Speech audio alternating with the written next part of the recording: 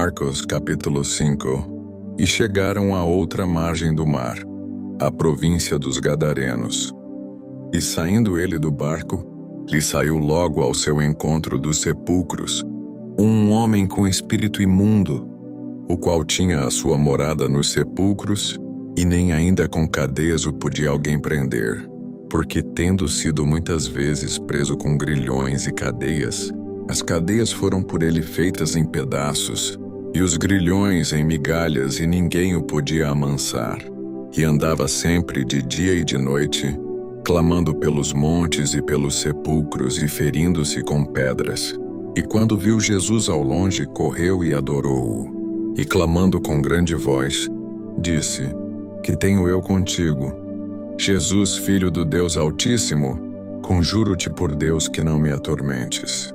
Porque lhe dizia: Sai deste homem, espírito imundo. E perguntou-lhe: Qual é o teu nome? E lhe respondeu dizendo: Legião é o meu nome, porque somos muitos.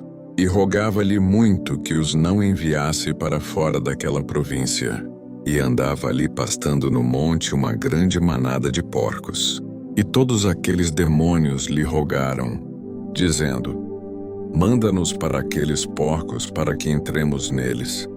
E Jesus logo lhe o permitiu. E saindo aqueles espíritos imundos entraram nos porcos. E a manada se precipitou por um despenhadeiro. No mar eram quase 2.000, e afogou-se no mar. E os que apacentavam os porcos fugiram, e o anunciaram na cidade e nos campos. E saíram muitos a ver o que era aquilo que tinha acontecido. E foram ter com Jesus, e viram o endemoniado, o que tivera a legião assentado, vestido e em perfeito juízo, e temeram. E os que aquilo tinham visto, contaram-lhes o que acontecera ao endemoniado e acerca dos porcos. E começaram a rogar-lhe que saísse do seu território. E entrando ele no barco, rogava-lhe o que fora endemoniado que o deixasse estar com ele.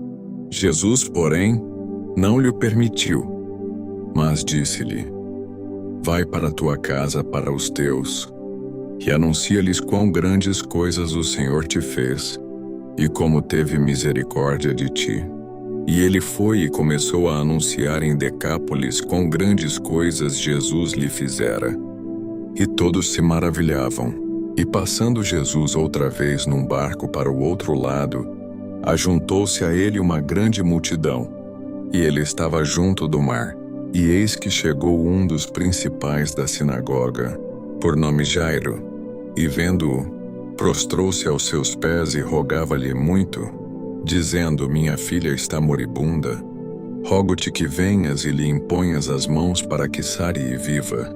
E foi com ele, e seguia-o uma grande multidão que o apertava. E certa mulher que havia 12 anos tinha um fluxo de sangue, e que havia padecido muito com muitos médicos, e despendido tudo quanto tinha, nada lhe aproveitando isso, antes indo a pior, ouvindo falar de Jesus, veio por detrás entre a multidão, e tocou na sua vestimenta, porque dizia: Se tão somente tocar nas suas vestes, sararei. E logo se lhe secou a fonte do seu sangue, e sentiu no seu corpo estar já curada daquele mal. E logo Jesus, conhecendo que a virtude de si mesmo saíra, voltou-se para a multidão e disse: Quem tocou nas minhas vestes? E disseram-lhe os seus discípulos: Vês que a multidão te aperta, e dizes: Quem me tocou? E ele olhava em redor, para ver a que isso fizera. Então a mulher, que sabia o que lhe tinha acontecido, temendo e tremendo, aproximou-se e prostrou-se diante dele, e disse-lhe toda a verdade. E ele lhe disse: Filha, a tua fé te salvou. Vai em paz e sê curada deste teu mal. Estando ele ainda falando, chegaram alguns do principal da sinagoga, a quem disseram: A tua filha está morta. Para que enfadas mais o mestre? E Jesus, tendo ouvido essas palavras, disse ao principal da sinagoga: Não temas, crê somente. E não permitiu que alguém o seguisse, a não ser Pedro, e Tiago e João, irmão de Tiago, e, tendo chegado à casa do principal da sinagoga, viu o alvoroço e os que choravam muito e pranteavam. E entrando disse-lhes: Por que vos alvoroçais e chorais? A menina não está morta, mas dorme. E riam-se dele. Porém ele, tendo-os feito sair, tomou consigo o pai e a mãe da menina, e os que com ele estavam, e entrou onde a menina estava deitada.